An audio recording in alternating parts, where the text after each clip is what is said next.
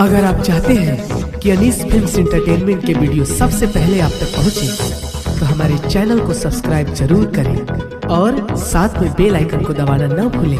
धन्यवाद।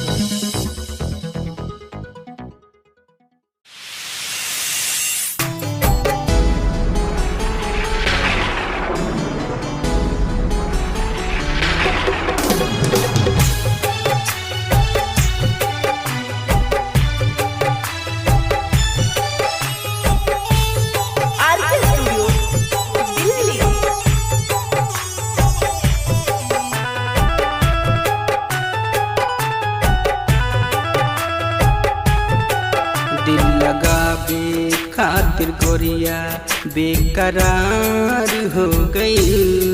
दिल लगावे खातिर गोरिया बेकरार हो गई। दिल लगावहू न पैनी तले पीटा गईनी। दिल लगावहू न पैनी तले पीटा गईनी।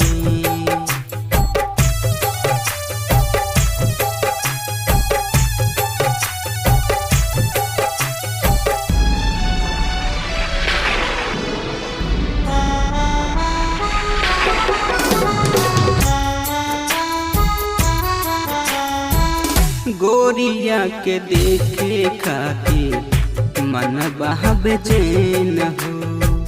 मन करे गोरिया के देखत रही रे न हो।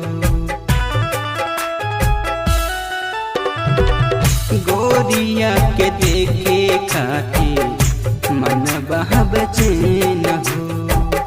मन करे गोरिया के देखत रही न हो। उनकर भोली सूरतिया पर लोभा गईनी। उनकर भोली सूरतिया पर लोभा गईनी।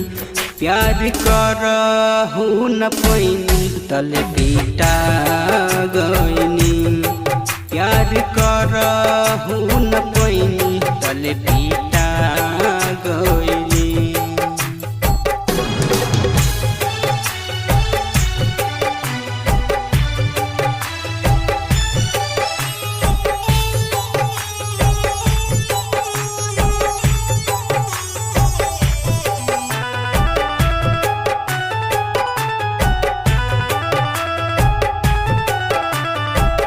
कहलू कि जिए मारे साथी तोहरा संग में। हमरा के छोड़ के गईलू यार के उमंग में। कहलू कि जिए मारे साथी तोहरा संग में। हमरा के छोड़ के गईलू यार के उमंग में। उनकर मीठी मीठी बतिया पर लोभा गईनी। उनकर मीठी मीठी बतिया पर लोभा गईनी। दिल लगावहू न पैनी तले पीटा गईनी। दिल लगावहू न पैनी तले पीटा गईनी।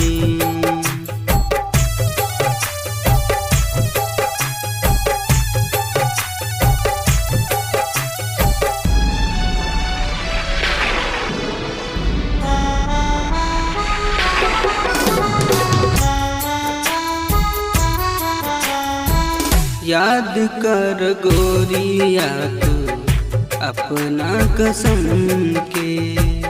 प्यार करीले हम कहेला कसम से। याद कर गोरिया तू अपना कसम के। प्यार करीले हम कहेला कसम से। टाइगर के तू बतिया के भुला गईलू। अनिस राइटर के तू बतिया के भुला गइलू। दिल लगावहु न पैनी तले पीटा गइनी। दिल लगावहु न पैनी तले पीटा